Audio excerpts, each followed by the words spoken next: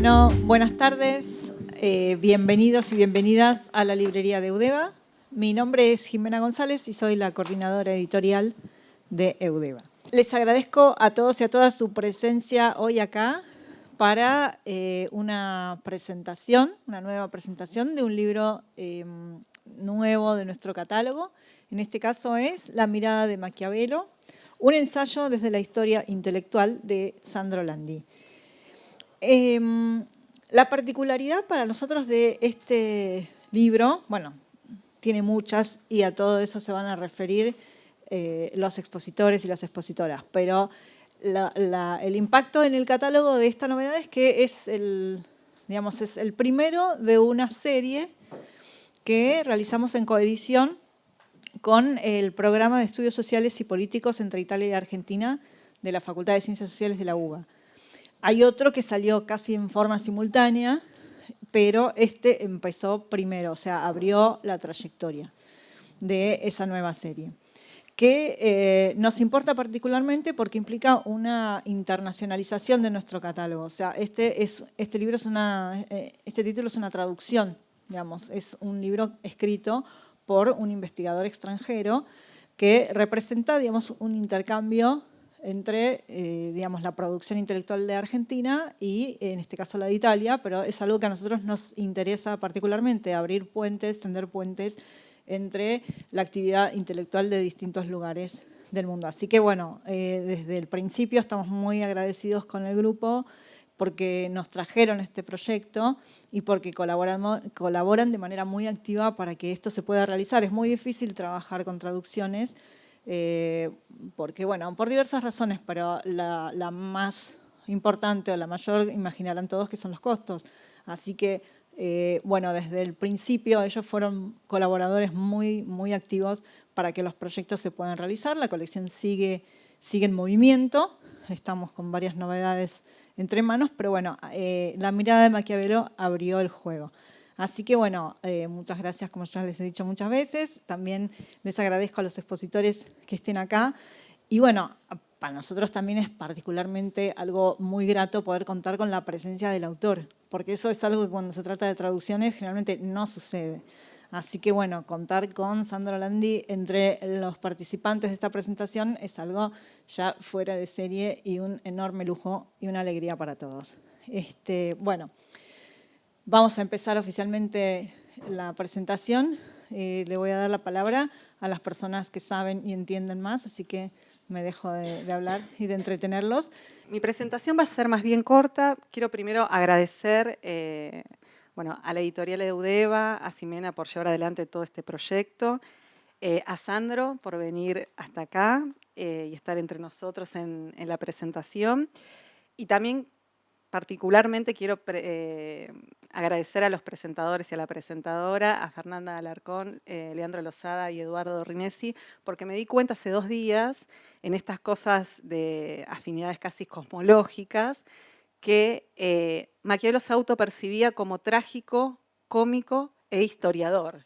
Y acá justamente tenemos a un historiador, a una dramaturga que hizo la representación de la comedia de la Mandrágora y a un pensador de lo trágico, podemos decir. Bueno, entonces me pareció una afinidad muy, muy hermosa. Bueno, gracias a todos los actores, al público en particular, a alumnos, a profesores, colegas que están acá presentes. Yo básicamente quiero hablar más que nada de la cocina del libro, porque ya escribí el prólogo, de cómo surgió, y está atravesado por 2 cuestiones maquiavelianas, por 2 tópicos, que es la fortuna y hacer de la necesidad virtud. En el sentido de la fortuna es esta cuestión que irrumpe, ¿no?, frente a un orden determinado, y fue así como de casualidad yo conozco el libro en italiano, Lo sguardo di Machiavelli, a través de un amigo en común, Stefano Vicentín, que me lo da en Italia y me dice, tenés que leer este libro, ¿no? Empiezo la lectura del libro, me encantó, se lo doy a Diego Fernández Peilló, que también le agradezco motorizar esta colección y este libro. Y después de ahí se empezaron a desencadenar muchos hechos azarosos y lindos, que fue que Stefano le invita a Sandro desde Burdeos a participar en un seminario en la Universidad de Urbino, un día intensivo sobre literatura maquiaveliana. Bueno, lo conozco ahí a Sandro, no intercambiamos muchas palabras, él se dedica más a comentar el texto de Diego, no el mío en particular, y después cuando termina la exposición me acerco, nos quedamos hablando de la escalera, y me sorprendió sobre todo dos cuestiones. Primero, una ponencia que hizo sobre un cronista que se llama Pedro Martí de Anglería, y la supuesta afinidad que había, correspondencia entre este cronista italiano, español, que hacía crónicas sobre la conquista de América, y Maquiavelo. Entonces, toda esta figura de los caníbales a mí me pareció fascinante.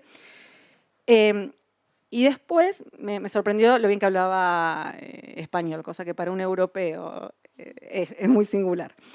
Bueno, a partir de ahí comenzó una especie de intercambio epistolar a través de los mails. Me estuve fijando así con una especie de gesto nostálgico cuándo fue el primer mail. Fue el 21 de junio del 2018, hace un montón, donde yo le pedía más documentación sobre los textos de Anglería. Bueno, empezamos el intercambio y Diego Fernández Peillo, cuando yo le comento, me gustaría hacer la traducción de este libro, pero no tenemos dinero. Y Diego me dice, no importa, vos decíselo, después vemos. Entonces, bueno, se lo comento a Sandro, le digo que nosotros no teníamos recursos, pero que teníamos muchas ganas y un deseo grande de tener la traducción, que para esta colección de estudios italianos argentinos que justo llega el director, Esteban de Gori, y bueno, le comento a Sandro nuestra gana, nuestro deseo por tener su libro traducido acá en el castellano rioplatense, y él me dice, creo que a los 15 o al mes llegó la traducción hecha por él.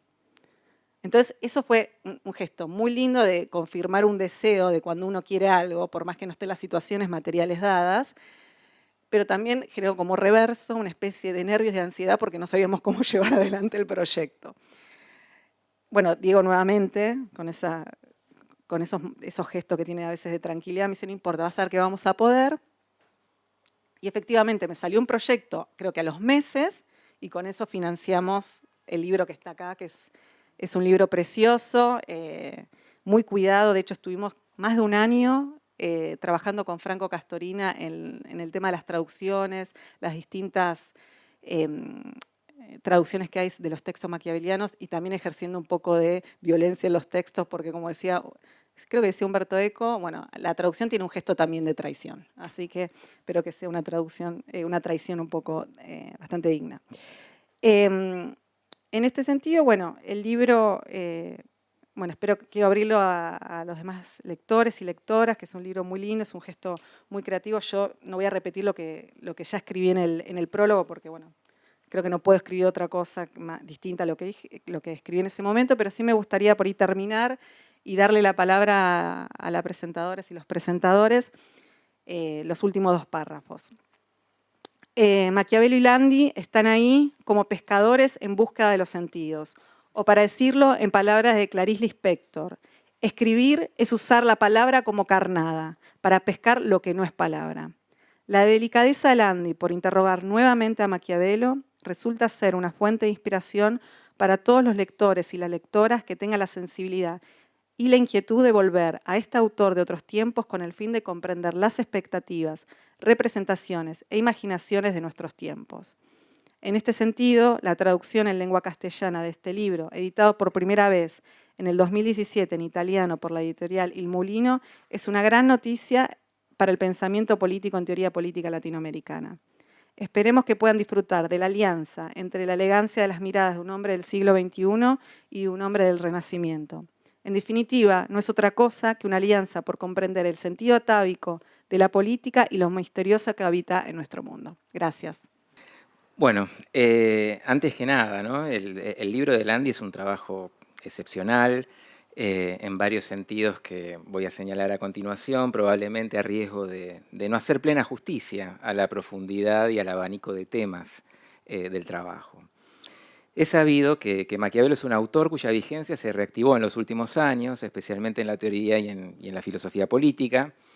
Esa reactivación ha estado acompañada de una orientación interpretativa predominante.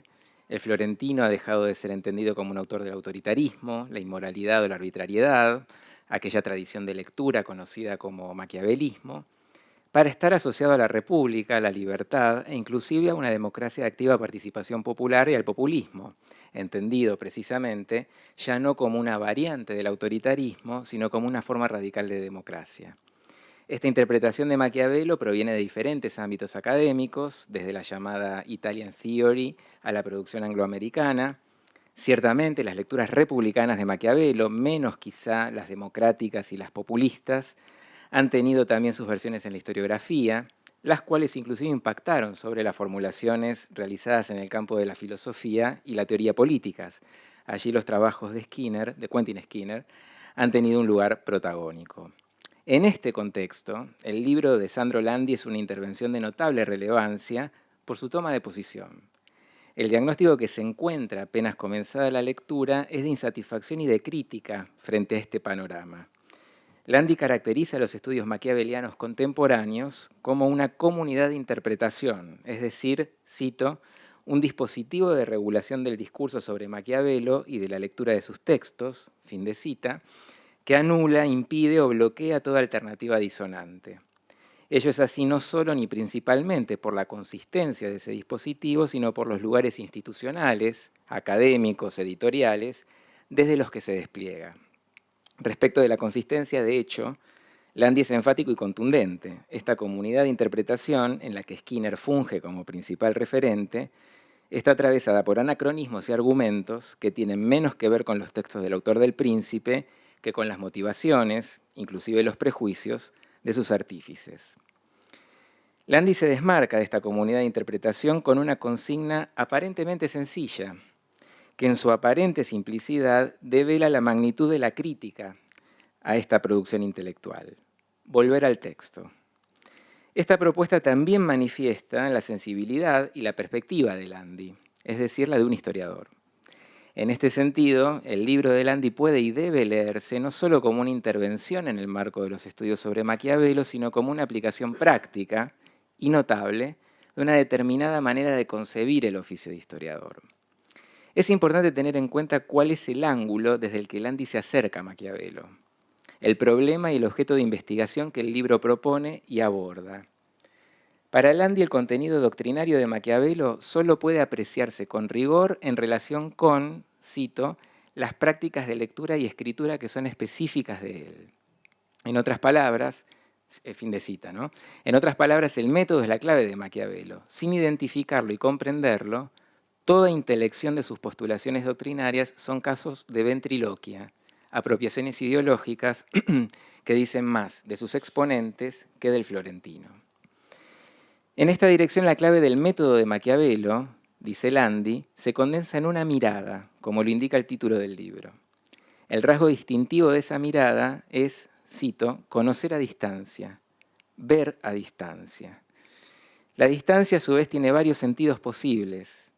Puede indicar, según los casos, una dimensión espacial, relacionada con los aportes posibles de la geografía al conocimiento de la política. Landi detecta la gravitación de Ptolomeo Maquiavelo, la atención a la alteridad para pensar el propio contexto. En uno de los tramos más fascinantes del libro se postula el impacto en Maquiavelo de las semblanzas de Simone Verde o Américo Vespucci sobre las poblaciones del Nuevo Mundo. Puede ser asimismo una distancia relacionada con posiciones sociales, sea por la singular ubicuidad de Maquiavelo en la sociedad florentina, un integrante de la Cancillería que a la vez no era apto por su procedencia social para las magistraturas republicanas, sea por la interacción de Maquiavelo con campesinos y trabajadores manuales en sus años de destierro también matizado en el libro, al precisarse que mantuvo total libertad de movimiento y siguió viviendo principalmente en la ciudad. La distancia, asimismo, puede volcarse en la conjugación entre imaginación y observación para el estudio de la realidad política, afirmación a partir de la cual Landi problematiza otro lugar común al momento de definir a Maquiavelo, el realismo político. También, finalmente, una distancia plasmada en la atención al pasado para pensar el presente, a la relación entre historia y política.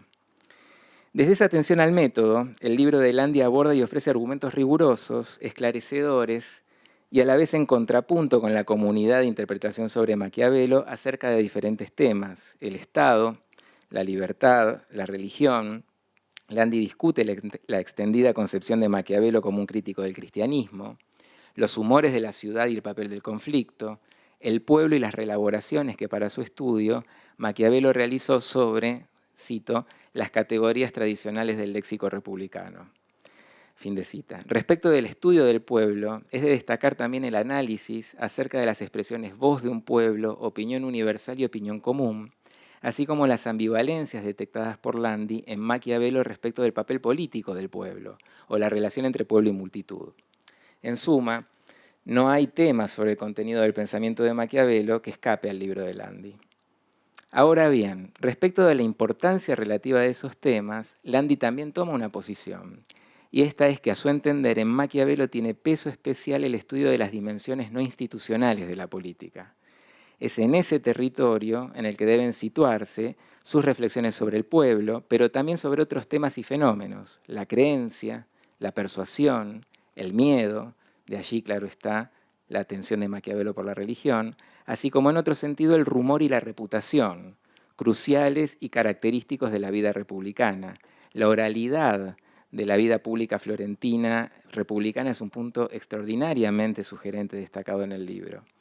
En ese repertorio de fenómenos, con todo, se destaca uno, los fundamentos discursivos del carisma, abordado en otra sección fascinante dedicada a las reflexiones de Maquiavelo sobre Savonarola y que tiene relación con otro tema que Sandro ha estudiado, que es la figura del encantador. Sin embargo, vale resaltar otra vez el ángulo de la observación, o la vía de entrada a Maquiavelo propuesta por Landi. Esa vía de entrada, ya lo dije, es el método, condensado en la fórmula conocer a distancia. El punto a resaltar es que el método de Maquiavelo es el resultado mismo de la investigación de Landi, un hallazgo de su trabajo, una consecuencia de la manera específica en que aplica la consigna volver al texto. Esta manera específica es definida por Sandro como una biografía cognitiva que problematiza, por anacrónica, por construcción retrospectiva, por la ilusión de coherencia, la noción de obra. Cito, la perspectiva biográfica que se toma aquí tiende a definir el método no de manera teórica y de una vez y por todas, sino de acuerdo con intereses y circunstancias específicas que varían con el tiempo. En este sentido, la biografía, a condición de que se abandone la ilusión del obvio, es la forma más adecuada para explicar el curso de una investigación que no puede reducirse a la categoría estática y teleológica de obra. Fin de cita. Así entendida, la aproximación biográfica incentiva una reformulación del propio corpus de Maquiavelo. Los textos célebres se abordan en un pie de igualdad con otros escritos.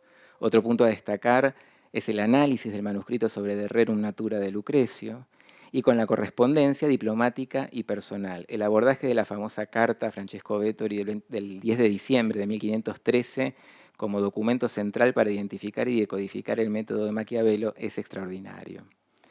Para finalizar, entonces, quiero destacar un punto referido justamente a la caracterización que Landi hace de Maquiavelo como historiador. A su entender, Maquiavelo se destacó por su interés por la anomalía y por hacer una historia atenta al detalle, reduciendo la escala de observación, atendiendo a lo particular más que a lo general. Todo ello enmarcado por el conocer a distancia, es decir, por tener clara la distinción entre pasado y presente. Sandro refiere que estas consideraciones acercan a Maquiavelo al método de Tucídides. En mi opinión, no es forzado vincular estas consideraciones metodológicas con la microhistoria italiana, cuyos exponentes son citados por Landi, de Carlo Ginzburg a Giovanni Levi, este último fundamentalmente al momento de proponer la biografía como aproximación metodológica. Así, y más allá de los extraordinarios aportes que este libro hace a los estudios maquiavelianos, estamos frente a una lectura obligada para la historiografía y la investigación histórica. Landi ha hecho un libro maquiaveliano en un doble sentido, por el personaje elegido y por el tipo de investigación realizada. Ha consumado una extraordinaria reconstrucción histórica del método de Maquiavelo a través de una notable aplicación de ese mismo método. Muchas gracias. Voy a compartir algunas ideas que surgen de la lectura del libro de Sandro en diálogo con la mirada de Maquiavelo en y desde el cine. Si muy rápidamente probamos una combinación de Maquiavelo y el cine, aparece casi instantáneamente la asociación de Maquiavelo con los gángsters, con la mafia. Se nos implantan recuerdos, escenas, sonidos, actores de películas taquilleras, populares, clásicas de Hollywood, como Buenos Muchachos, Casino, pero fundamentalmente la saga del Padrino.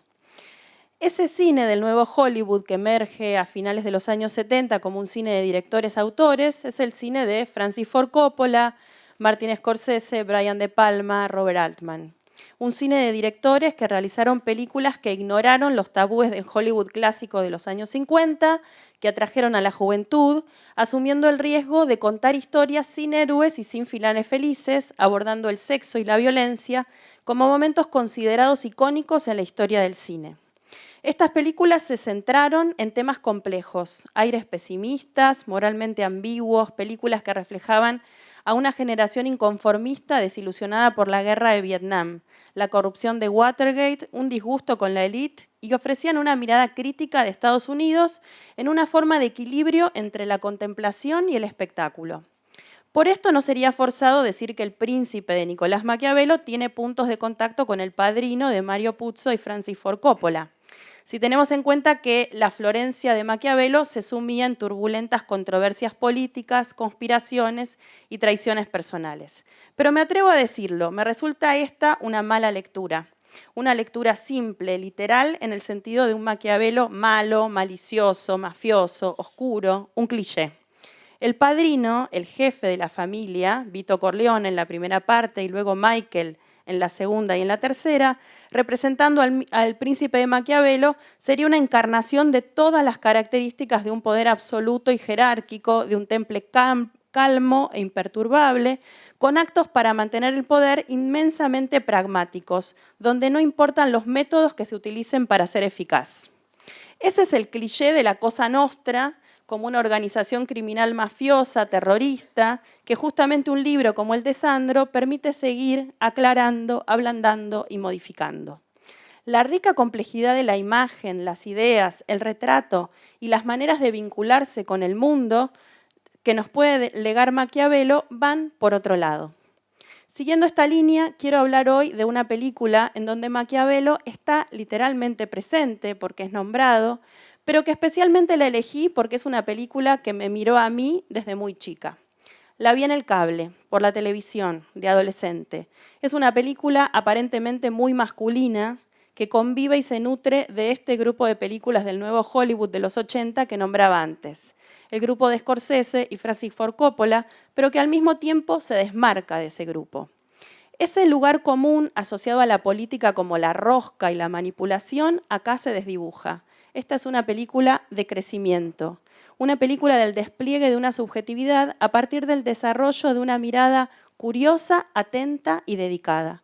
La película originalmente se llama A Bronx Tale, un cuento del Bronx, y se estrenó con el título de Una luz en el infierno acá. Fue dirigida nada más y nada menos que por Robert De Niro en 1993. Sí, De Niro, el mismo actor de esas películas que nombré antes del cliché de la mafia. Ese dato es fundamental porque es el mismo De Niro el que en esta película, aparte de dirigir, toma un pequeño papel.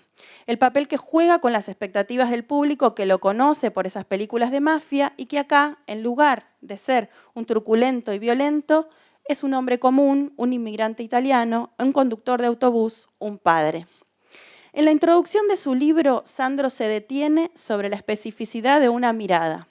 Reflexiona sobre la combinación que implica justamente el sentido de la vista, lo que me llevó en un instante al modo de ver del que habla John Berger, ese modo que depende de tantas cosas en la mirada de cada persona. Es el aparato perceptivo, es el bagaje cultural, es la atención, la memoria, los afectos, el contexto. Por esto creo que hay un movimiento inherente en la mirada de Maquiavelo que en realidad es muy cinematográfico, porque esa mirada que se mueve da cuenta que para mirar, para conocer, hay que rondar, hay que desplazarse. Ese conocer a distancia, como expresión que Maquiavelo repite en sus escritos y que Sandro destaca, indica una posición que da acceso a un conocimiento específico de las cosas y es eso lo que despertó mi interés. Mirar, moverse, explorar, buscando descubrir, buscando conocer aspectos desconocidos, inadvertidos de la realidad. Sandro nos invita a prestar atención a cómo el Macchia aprendió a interpretar la realidad a través de raras reminiscencias, otorgándole importancia al entorno en el que tienen lugar las primeras experiencias. Y Una luz en el infierno, justamente, es una película de formación, de crecimiento. Existe un nombre específico para este tipo de películas, Coming of Age, un género cinematográfico que se centra en el crecimiento personal del protagonista, generalmente un adolescente y en este caso un niño.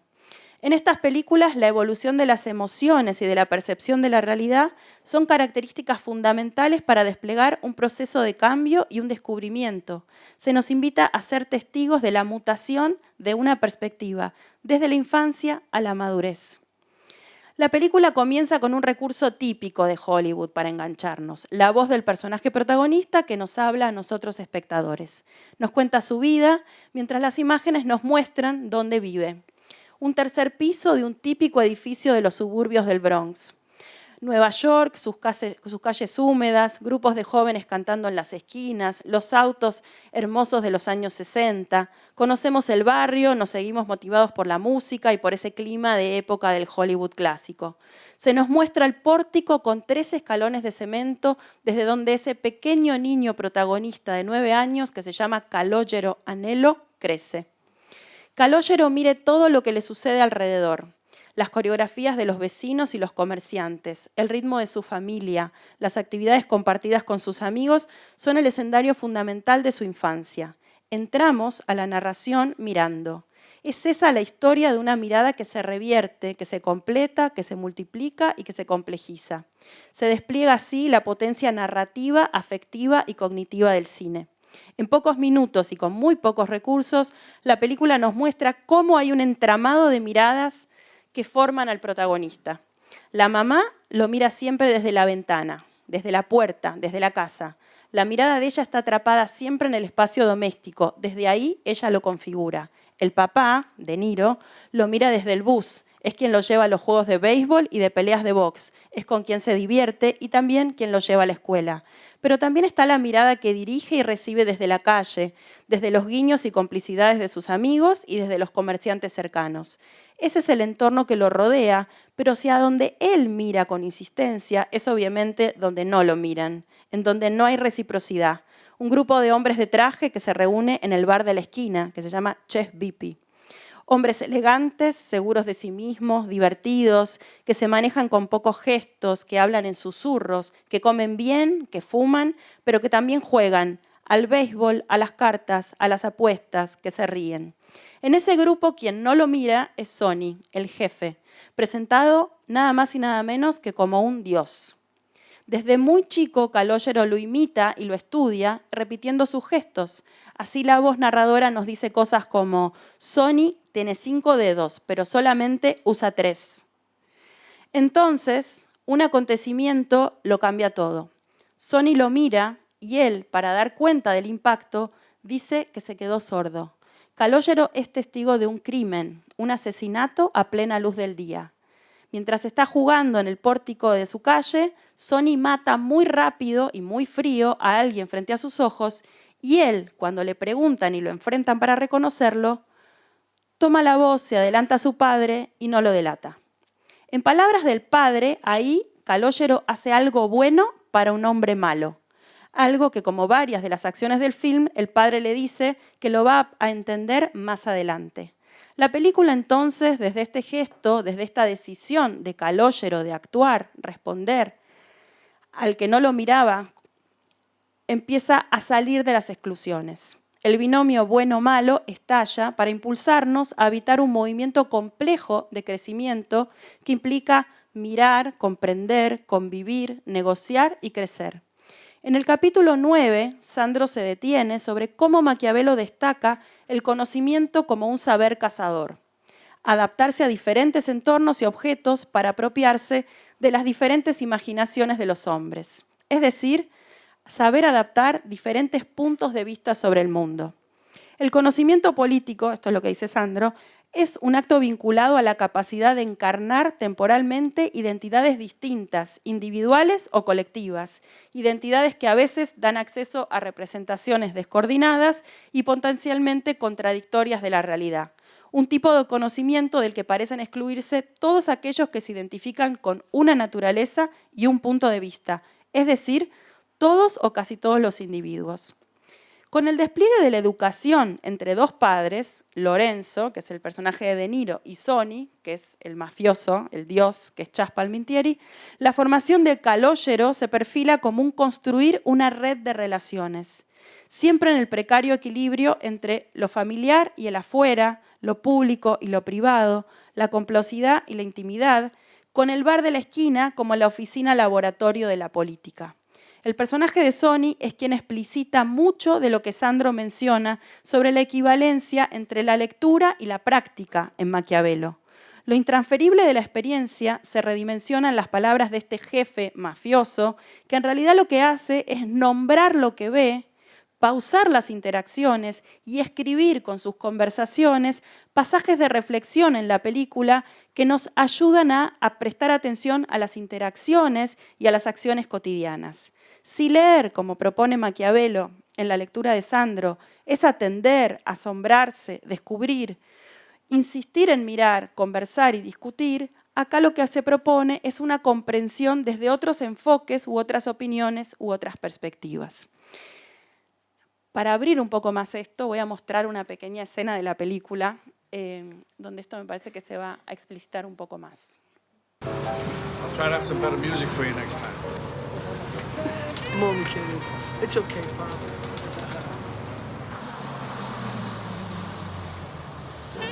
See you later.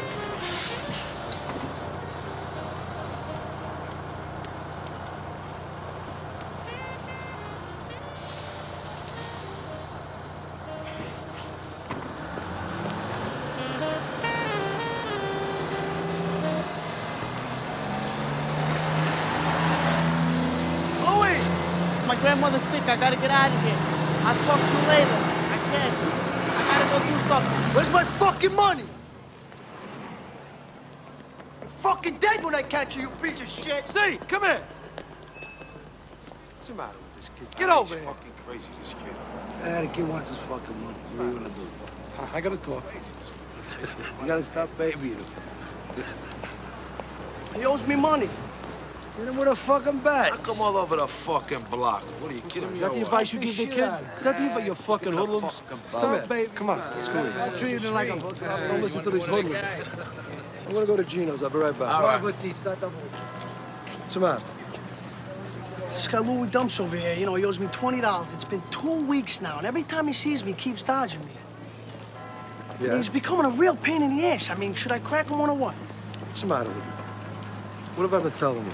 Sometimes hurting somebody ain't the answer. First of all, is he a good friend of yours? Nah, I don't even like him. You don't even like him. Well, there's your answer right there. Look at it this way. It costs you $20 to get rid of him, right? He's never gonna bother you again. He's never gonna ask you for money again. He's out of your life for $20. You got off cheap. Forget it. You're always right. You're always right. Yeah, I'm always right. If I was always right, I wouldn't have done 10 years in the joint. What did you do every day? There's only 3 things you can do in the joint, kid. Lift weights, play cards, or get into trouble. What did you do? Me? I read. What did you read?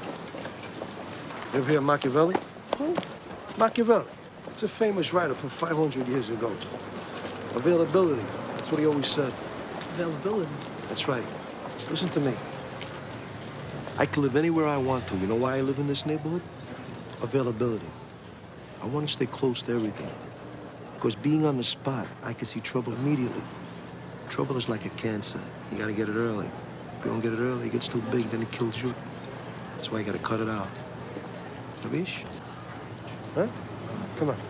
You're worried about Louis Dumps. Nobody cares. Nobody cares. Worry about yourself, your family, the people that are important to you. That's what it comes down to, availability. The people in this neighborhood that see me every day, that are on my side, they feel safe because they know I'm close. And that gives them more reason to love me. But the people that want to do otherwise, they think twice because they know I'm close. And that gives them more reason to fear me. Is it better to be loved or feared? That's a good question. It's nice to be both, but it's very difficult. But if I had my choice, I would rather be feared. Fear lasts longer than love. Friendships that are bought with money mean nothing. You see how it is around here. I make a joke, everybody laughs.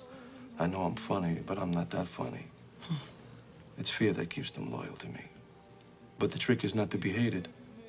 That's why I treat my men good, but not too good. I give them too much, then they don't need me. I give them just enough where they need me, but they don't hate me. Don't forget what I'm telling you. Me extendí un poco, me parecía que era importante llegar a la escena y no verla directamente, también para apreciar justamente todas estas posibilidades de la mirada que tiene el cine y que me parece que se conectan mucho con la lectura que hace Sandro de la mirada de Maquiavelo. Me extiendo un poquito más y ya termino. En esta escena se explicita, como anticipé, la referencia a Maquiavelo, se ve la complejidad del personaje protagonista cuando ya es más grande. A la mirada del padre y a la mirada de Sonny, que se evidencia en un instante como tensa, se suma en el inicio de la secuencia la de su propio deseo sexual, amoroso, una pasión imprevista que lo arrebata en el autobús. Calogero luego baja del micro y se cruza con alguien que le debe dinero. La conversación que le propone Sonny lo aleja de la reacción y se organiza en torno a discernir qué es lo que importa. Se explicita ese juego de proxemia que está involucrado en lo que en la película se llama disponibilidad, o sea, la investigación, la observación, la lectura como un medio para evocar y afianzar pensamientos e imágenes de la propia experiencia. Un espacio crítico con un valor complementario al conocimiento adquirido a través de la observación directa de las cosas. No quiero extenderme mucho más, hasta acá resumo algo de lo que me miró a mí de esa película y que establece un diálogo para mí con el libro de Sandro. La mirada de Maquiavelo no como la mirada para obtener y conservar el poder en un sentido de manual de astucias maliciosas, de dominaciones violentas, sino como una apreciación de vínculos que invitan a un aprendizaje, una apertura o una complejidad visionaria desde lo cercano. El Príncipe, Maquiavelo, Calogero, Sonny leen el texto de la vida, miran el mundo con anteojos en cuyos vidrios hay una práctica, un movimiento de interpretación de las necesidades, las posibilidades y los deseos cotidianos.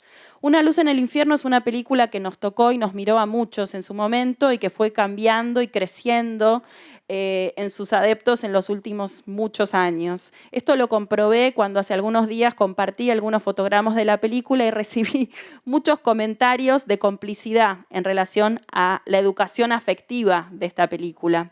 Esto es una película muy recordada también por otra escena en donde Sonny le transmite a Calogero una prueba para saber si su enamorada, que es esta chica que acaban de ver, es una de las que vale la pena.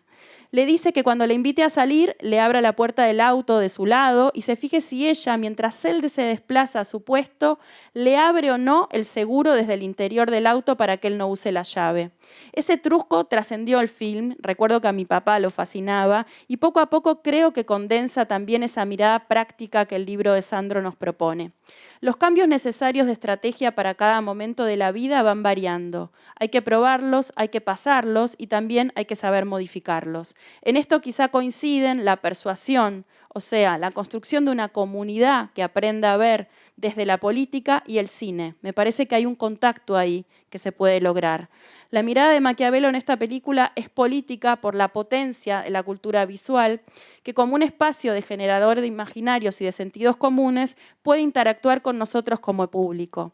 Es sabido que depende de muchos factores qué es lo que a alguno de nosotros se puede llevar de una película, debido a nuestra historia, a nuestro día, al contexto histórico, pero más allá de las intenciones estéticas, hay un efecto que puede acontecer, hay una mirada que nos puede conmover.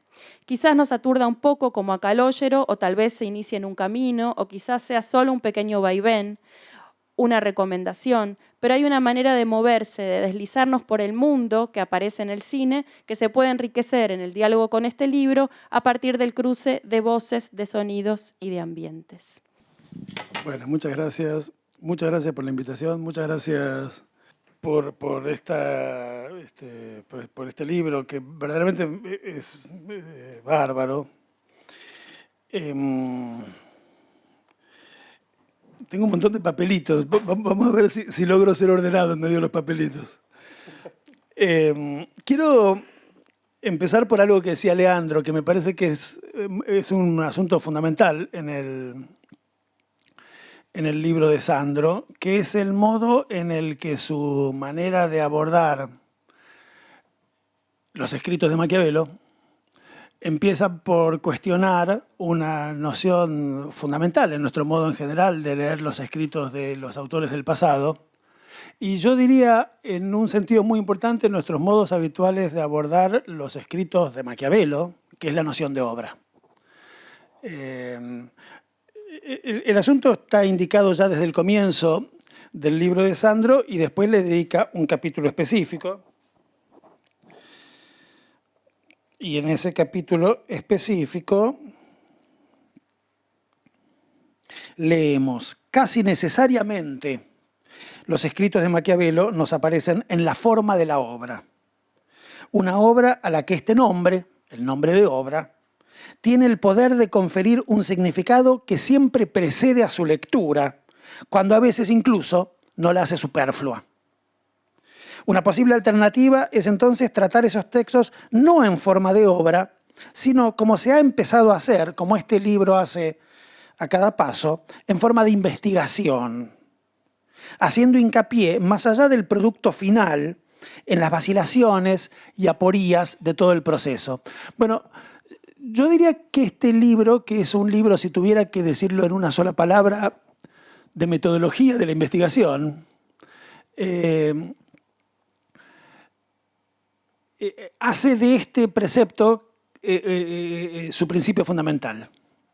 No hay la obra de Maquiavelo y cometemos un gran error cuando abordamos el conjunto diverso de sus escritos, que forman parte de una investigación en la que consiste la vida misma de Maquiavelo, su vida de funcionario, su vida de secretario, su vida de política, su vida de conversador. El tema de la conversación es un gran tema en el libro de Sandro.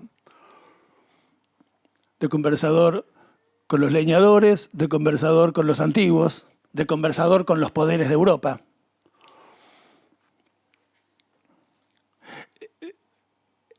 La provocación de Sandro en ese punto es muy grande porque la obra de Maquiavelo se nos presenta, en efecto, bajo la forma y bajo la palabra de la palabra obra, por lo menos desde un libro muy notorio, que es el extraordinario libro, quizás uno de los más bellos jamás escritos sobre Maquiavelo, de Claude Lefort, ¿no? Maquiavelo, el trabajo de la obra. Libro extraordinario, libro formidable, ¿no? Donde Lefort nos muestra el trabajo que a lo largo de las generaciones, durante 5 siglos, fue haciendo una obra sobre esas generaciones, cada una de las cuales a su vez la cargó de un sentido después del cual la obra no llega a la generación que sigue como si nada hubiera pasado. No leemos a Maquiavelo como si no hubiera pasado por allí Hegel. No leemos a Maquiavelo como si no hubiera pasado por allí Gramsci. La obra hace un trabajo sobre las generaciones que hacen un trabajo sobre ella que solo a través de esas mediaciones llega hacia nosotros. Ahora, lo que dice Sandro es muy interesante porque si nos privamos así de la idea de obra, es decir, de la idea de un sentido global para ese conjunto de escritos, nos privamos, o lo digo mejor, nos permitimos no forzar esos escritos para hacerles encontrar ese sentido que a lo mejor son en efecto un forzamiento de la interpretación. Maquiavelo no estaba escribiendo una obra cuando escribía. Yo pensaba esto, hay gente que está escribiendo una obra cuando escribe y hay gente que no escribe una obra cuando escribe. Y Jürgen Habermas, cada vez que escribe un libro, está escribiendo una obra. Ernesto Laclau, cuando escribía un libro, estaba escribiendo un ladrillo de una obra. Georg Wilhelm Friedrich Hegel, cada vez que escribía un libro, estaba poniendo otro ladrillo en una cosa que él mismo concebía como una obra. Y está bien hablar de la obra de Hegel. Y está bien hablar de la obra de Laclau, ¿no? Que cada vez que uno le hacía una pregunta decía, bueno, como ya dejé establecido en Nueva... ¿no? Si alguien dice, usa la frase, como ya dejé establecido, ¿no? Es que cree que está escribiendo una obra, que hay allí una obra. Y que esa obra tiene un sentido. Y que no está mal, si conocemos ese sentido, que hasta nos salteemos algún libro de la obra. Porque otro ya lo leyó y nos explicó el sentido los lenguajes de los distintos grupos sociales, de los distintos sectores sociales. Tema fundamental en el libro de Sandro, que da vueltas de mil modos sobre el problema de los lenguajes, del lenguaje de las distintas clases, de los distintos grupos, del lenguaje de la corte y del lenguaje del pueblo. El pueblo en el libro de Sandro es un concepto lingüístico, es un concepto antropológico. En Shakespeare y en el inglés de Shakespeare, la cosa del lenguaje se vuelve todavía más interesante y el contraste entre el lenguaje alto de la corte y el lenguaje bajo del pueblo se vuelve más acentuado porque se trata de dos ingleses de fuentes muy distintas, ¿no? El lenguaje del pueblo es un lenguaje sajón, es un lenguaje bárbaro, es un lenguaje nórdico. El lenguaje de la corte es un lenguaje latinizado, ¿no? Es el lenguaje del latín, gran tema de todos estos siglos sobre los que estamos dando vueltas. El tema también de la constitución de las naciones europeas es el tema de la discusión entre las lenguas nacionales y el latín de la vieja Europa medieval, ¿no? Ese era el latín que hablaban las cortes y el latín que hablaba, mezclado con el inglés, la corte del papá del príncipe Hal, que en su primer entrada, en lugar de decir to begin, dice to commence, ¿no? Una palabra absurda, una palabra latín. ¿Quién dice to commence? Un rey del medioevo nomás, ¿no? Mientras que en la primera entrada de El Gordo Falstaff, extraordinaria, el Gordo Falstaff entra con una frase de 9 palabras, las 9 monosilábicas, ¿no? No me acuerdo la frase. ¿Cómo es así? What time of day is it, lad? ¿No? 9 palabras, 9 monosílabas del inglés rústico, sonoro, ¿no? Cantarino, como diría Rousseau en el siglo XVIII en el ensayo sobre el origen de las lenguas, cuyo tema de alguna manera también es este, el lenguaje del pueblo campesino, rústico y virtuoso, ¿no? Y el lenguaje de las cortes teatrales de la ciudad. El tema del teatro es también el tema de este libro, ¿no? Y hay un asunto que anuncia aquí Sandro en este libro, que es la posibilidad de tender un hilo que aparezca, que nazca en las consideraciones de Maquiavelo sobre las ilusiones, sobre la teatralidad del poder, sobre la teatralidad del arte de los encantadores, pase por el discurso de la servidumbre voluntaria de Etienne de la Boétie, ¿no? Una generación posterior a Maquiavelo, y llegue, ya que lo mencionábamos en el siglo XVIII, al primer discurso, el discurso sobre las ciencias y las artes del bueno de Rousseau, ¿no? Este último vínculo ha sido indicado ya, incluso ha sido sugerido que el discurso sobre la ciencia y las artes remite expresamente, aunque lo hace de modo tácito y nunca lo menciona, al discurso de la servidumbre voluntaria de Etienne de la Boétie. Lo que me parece que nos hace ver Sandro es el modo en que este discurso también tiene atrás el antecedente importante del modo en el que Maquiavelo, ¿no?, piensa la relación entre servidumbre, entre obediencia y apariencia, artes, artificio, ilusión, ¿no?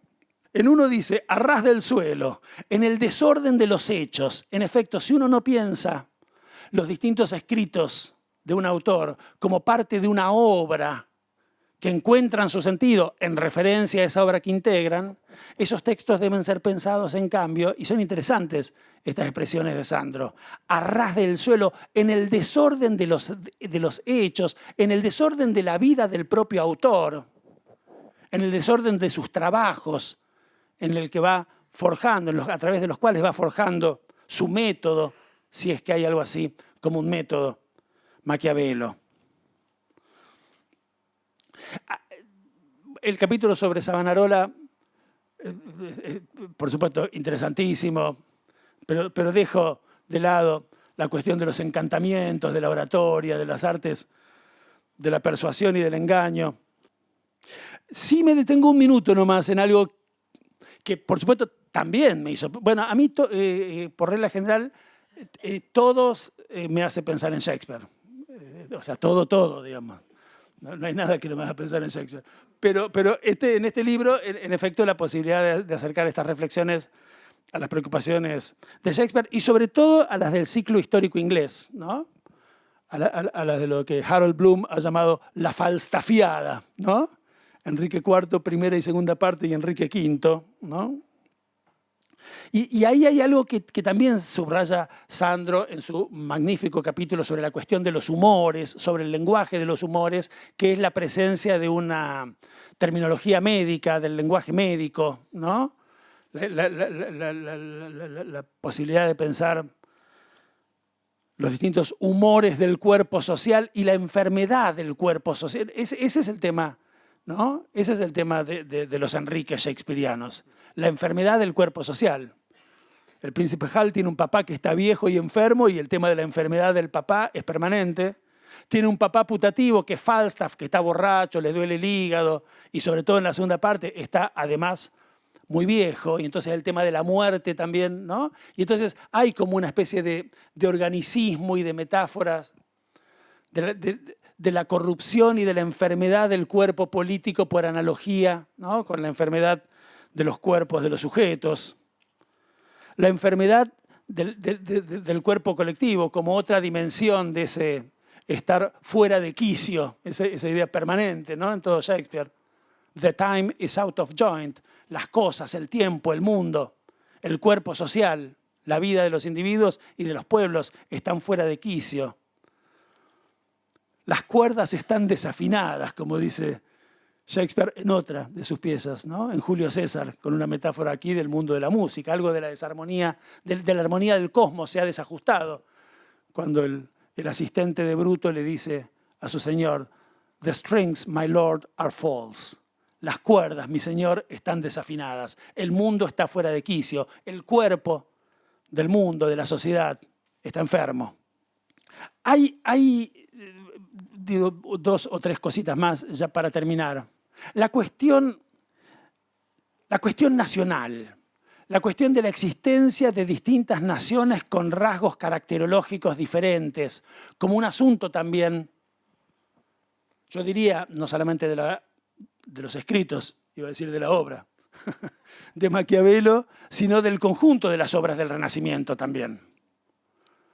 En su magnífico libro Mímesis o Mimesis, publicado en castellano por Fondo de Cultura Económica hace 1.000.000 de años, Erich Auerbach, ese libro es extraordinario, ¿no? Bueno, Erich Auerbach tiene allí un capítulo magnífico sobre la diferencia entre la tragedia antigua griega y la tragedia moderna, renacentista, y subraya la diferencia que consiste en que para los antiguos griegos toda la acción transcurría únicamente en Grecia, que era donde vivían los hombres. Afuera de Grecia no vivían hombres, vivían menos que hombres. No había diversidad de naciones, no había diversidad de culturas, ¿no? Las tragedias transcurren en Tebas o no sé dónde, en Grecia, ¿no? Y entre hombres, es decir, entre griegos. En Shakespeare aparecen las naciones y en Maquiavelo también. Y con sus singularidades, ¿no? Con sus características, derivadas, como dice Sandro, de una cantidad de factores, de la geografía, del clima. Y aquí hay por lo menos 3 momentos en el libro de Sandro en los que se me vuelve evidente el lazo que es posible establecer entre estas consideraciones de Maquiavelo y las muy posteriores de ese gran lector suyo que fue el barón de Montesquieu, ¿no? Los humores nacionales, los caracteres nacionales, las psicologías nacionales. Maquiavelo distingue entre una naturaleza humana universal y una naturaleza humana local. La naturaleza de un pueblo es una noción que resume una serie de factores fisiológicos y culturales que están tan arraigados en el comportamiento colectivo que se convierten de hecho en una segunda naturaleza. No se anuncia allí, ¿no? la idea de caracteres nacionales de donde se desprenderán después los principios que organizan las distintas formas de gobierno a mitad del siglo XVIII en la obra de Montesquieu. El conocimiento de la naturaleza de un pueblo sirve de base para el análisis de sus instituciones. Más Montesquieu todavía. En un enfoque que parece establecer una interacción directa entre la constitución física y política de una nación. Disculpe por mi español, por mi castellano. Creo que la Argentina es solo país donde el italiano no es una lengua extranjera, ¿no? Podemos, creo, hablar, ¿no? Con una tolerancia, una libertad de expresión. No sé si soy capaz de contestar porque yo creo que la más rica presentación de un libro, de mi libro. Estoy emocionado, realmente. Me pregunto en qué tipo de realidad estoy en este momento. Estoy viviendo una vida paralela respecto a mi vida europea, a mi vida francesa, italiana. Es una experiencia de una riqueza increíble y agradezco muchísimo a vosotros por esta posibilidad.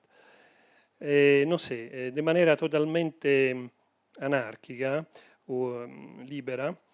El primer punto, yo creo que todo esto, toda esta situación, esta realidad que estamos compartiendo, no habría sido posible sin la casualidad de un encuentro. Yo creo que esta cosa, sin la casualidad de este encuentro con Eugenia en 2018, y esta prima discusión de manera muy interesante sobre algunos puntos de mi libro que tratan de América. No sé, yo escribiendo este libro, puede ser que no tenía el fin de escribir un libro, ¿no?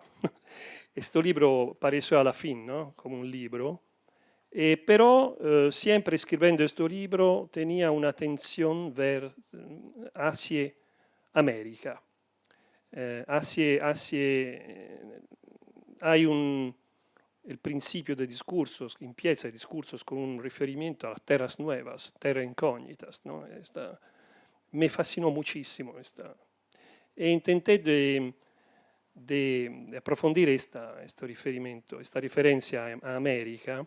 En mi libro están dos referencias, ¿no? Los Maquiavelos y los caníbales, porque encontré en los archivos de la familia Maquiavelo una carta que trata, puede ser quizás el primer testigo de los caníbales en Europa, 94, 2 años después de la descubierta de América. Esta carta está en el archivo de la familia Machiavelli.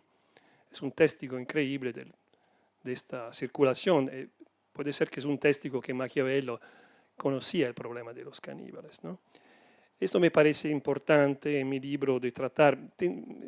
Sentía un gusto particular por esta dimensión de incógnita de las tierras americanas. Y la segunda es Pietro Martire d'Anghiera, que se interesó en particular a esta población totalmente exterminada, ¿no? Para los colonizadores, que son los taínos de esas islas, de los Caraibes, ¿no?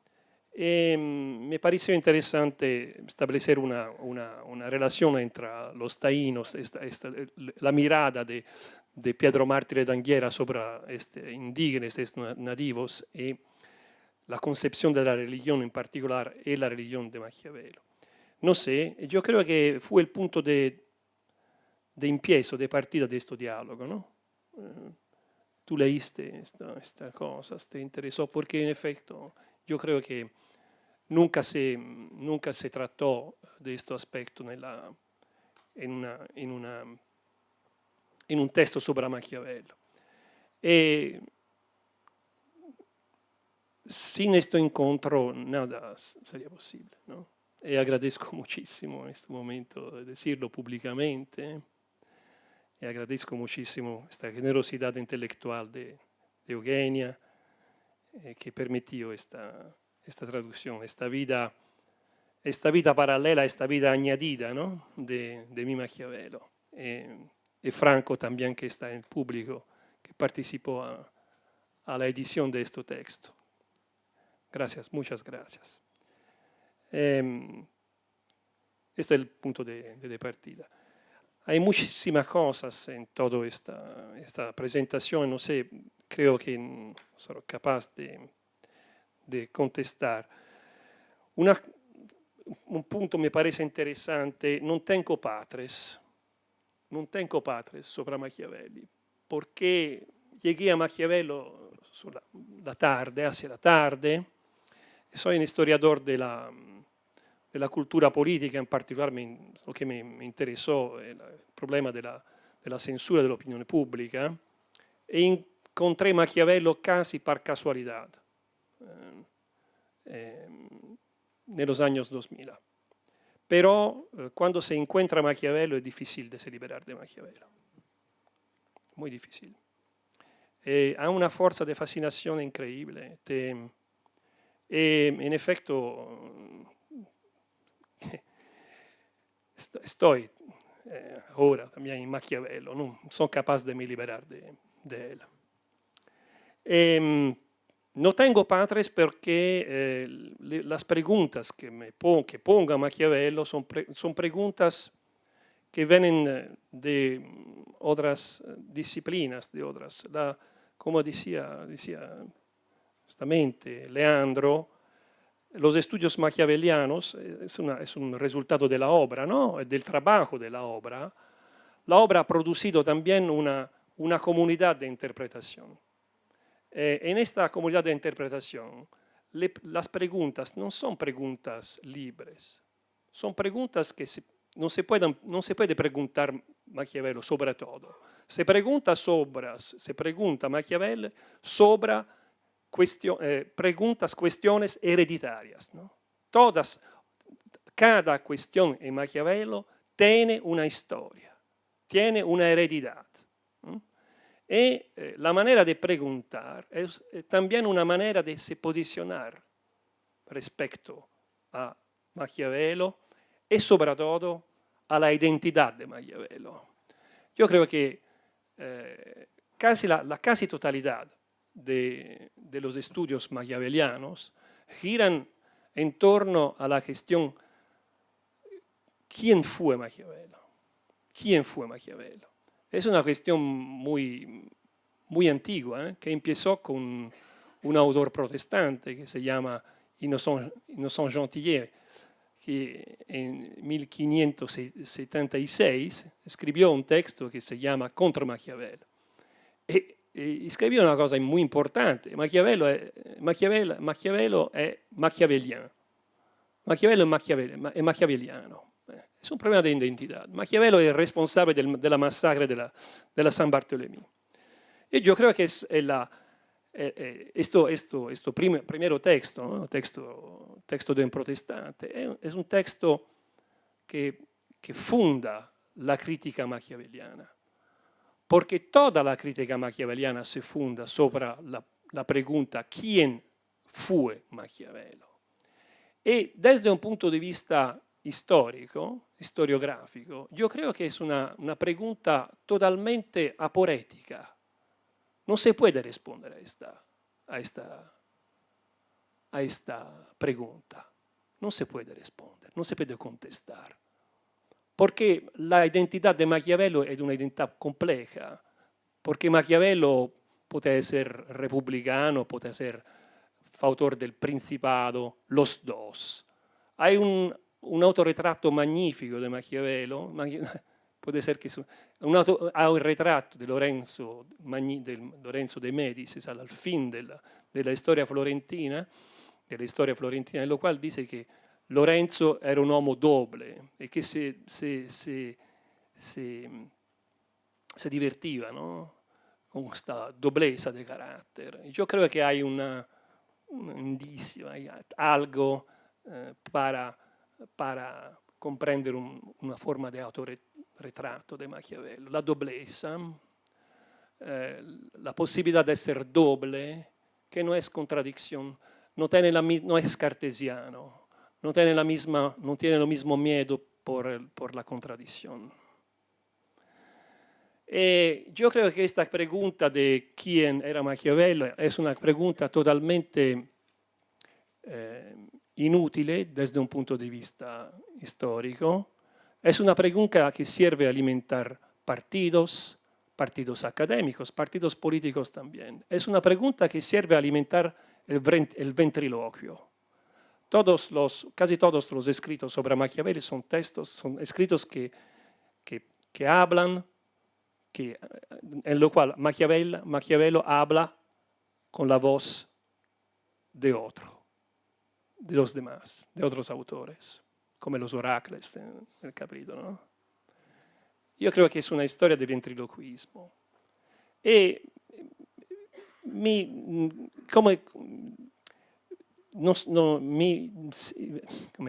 tengo una forma de come decir, no pertenezco a ninguna banda académica maquiaveliana, y la cuestión que me preguntó es que ¿por qué intentamos de cambiar pregunta? La pregunta desde un punto de vista historiográfico, creo, importante, no es quién fue Maquiavelo, sino que ¿qué hace Maquiavelo? ¿Qué hace Maquiavelo?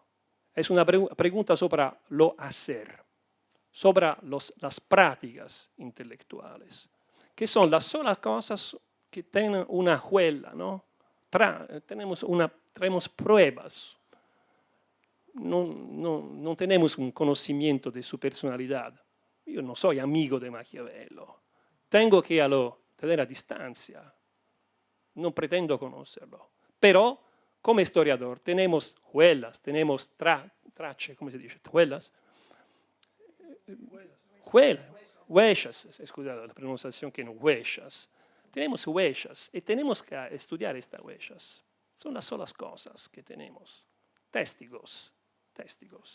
Los restos son construcciones intelectuales, ¿no? Y jamás sabremos si era republicano. Yo creo que Maquiavelo no lo sabía si era republicano, no lo sabían bien. Son categorías, la mayoría de estas categorías son categorías anacronísticas. Yo creo que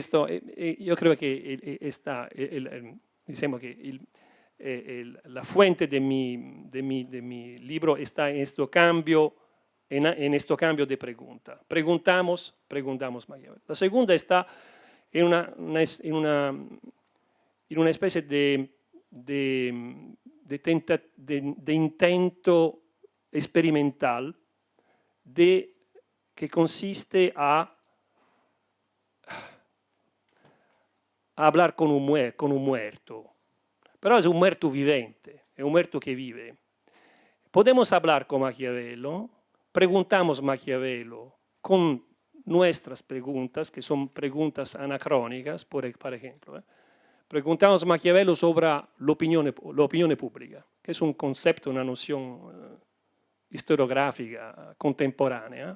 Maquiavelo, si somos capaces de entender, contesta con su lenguaje, con sus nociones, que se difieren de las nuestras. Hay un vacío cognitivo porque Maquiavelo ha visto cosas que no podemos ver. Maquiavelo tiene un capital cognitivo que siempre es vivente, si somos capaces de lo preguntar. Yo creo que esta es una cosa un poco loca, ¿no? Pero estamos en este momento, hablamos mucho sobre la inteligencia artificial, ¿no? La inteligencia colectiva. Hay también la inteligencia de los muertos. Hay una inteligencia que es disponible si somos capaces de dialogar con los muertos. Y Maquiavelo es un muerto vivente, con lo cual se puede dialogar. Pero es un problema de elegir palabras, de saber ser capaz de entender sin ventriloquio. No es fácil, pero es posible. Yo creo que las respuestas de Maquiavelo son mucho interesantes porque permiten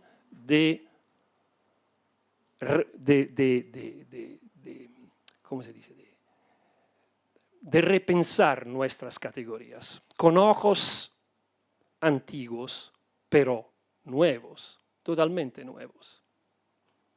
Son ojos de un otro mundo, ¿no?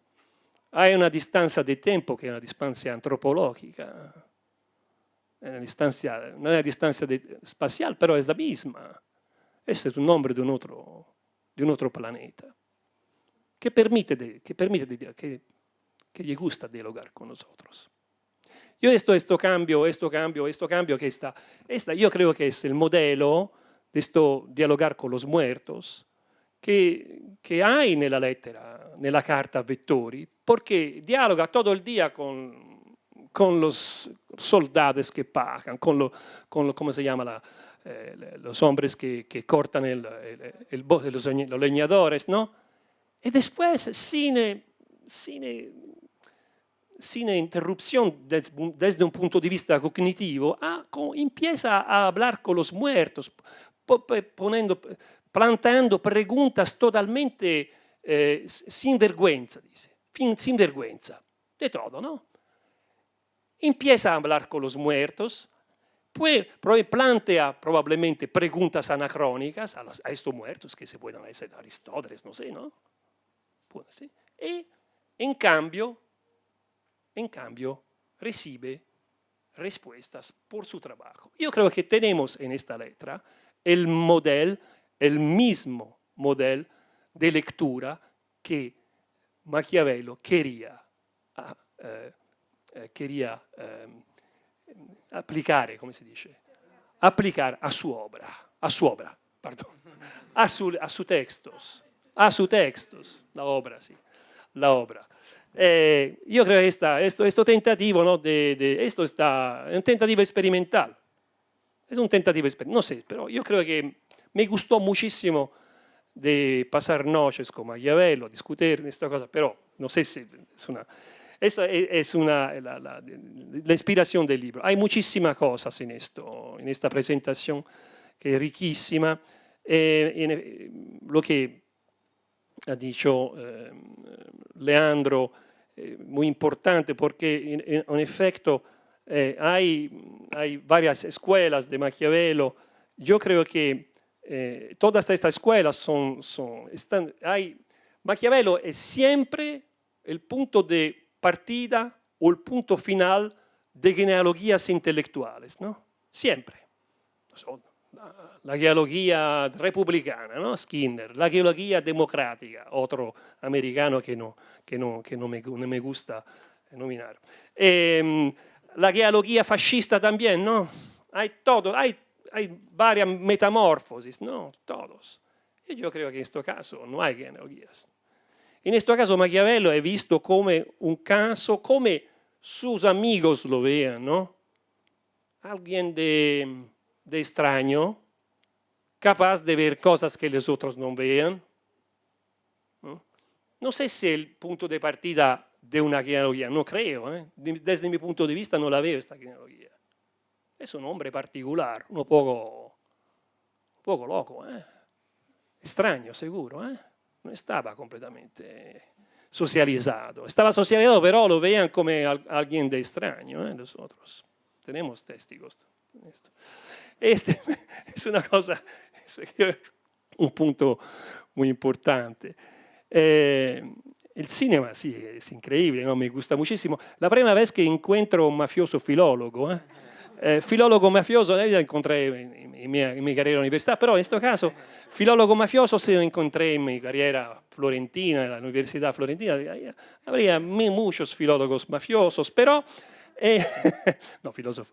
En este caso, la primera vez que hay un mafioso cultivado, filólogo, me gustaría muchísimo conocer las fuentes de esto. Yo creo que es una fuente muy culta, de esta película. Me gustaría, pero es interesante. Hay muchas cosas en esta película. Yo creo que Machiavelli es alguien que por casualidad se convierte en Maquiavelo. Esta es una cosa que tenemos que considerar. Maquiavelo no estaba programado, Machiavelli no estuvo programado por se convertir en Maquiavelo. Es una casualidad, esto también. El problema de la obra está aquí. No tenía este programa, es una casualidad. Machiavelli tiene una percepción muy fina de los líderes, ¿no? Hay una descripción particular de Cosme de Médicis, el jefe de la familia que golpea, ¿no?, el poder a Florencia a la fin del siglo XV. Es alguien que es capaz de construir una red de clientela, de poder, que es un poder totalmente que se funda sobre el cambio de palabra. Es un poder que no pasa por la violencia, pasa sobre la cuestión de la palabra y sobre l'intercambio de varias naturas. Y esta figura de pater patrie, que en realidad es un padrino, io credo che non è totalmente anacronica nella storia florentina questa figura in particolare de los Médicis, che principian una forma, que empiezan una forma de gobierno, puede decir, populista, porque es un gobierno que rompe con la tradición institucional e ve en el pueblo, en el rapporto directo con el pueblo, en el conocimiento directo de los humores del pueblo, de todo el pueblo. Cosimo conocía a todos los florentinos, 30.000 personas, todos les conocía, todos, directamente, en el conocimiento directo, afectivo, humoral, afectivo, amaba a los florentinos.